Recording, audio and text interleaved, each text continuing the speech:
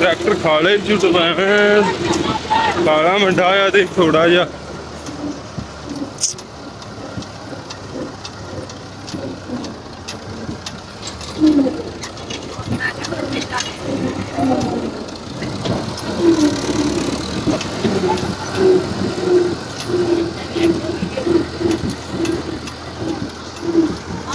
Labour बड़ी खुश है, लेबर बहुत खुश होंगी है वीडियो बनाने से।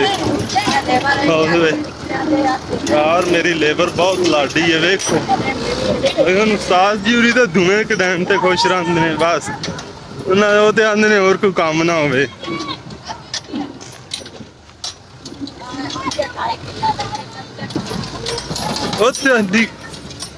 ਵੇਖ ਉਸਤਾਦ ਨੇ ਤਾਂ ਫੜ ਕੇ ਗੁੱਟੀ ਵੀ ਥੱਲੇ ਡੇਗ ਦਿੱਤੀ ਹੈ ਤਿਲਾਂ ਦੀ। ਉਸਤਾਦ ਤੇ ਹੈ ਹੀ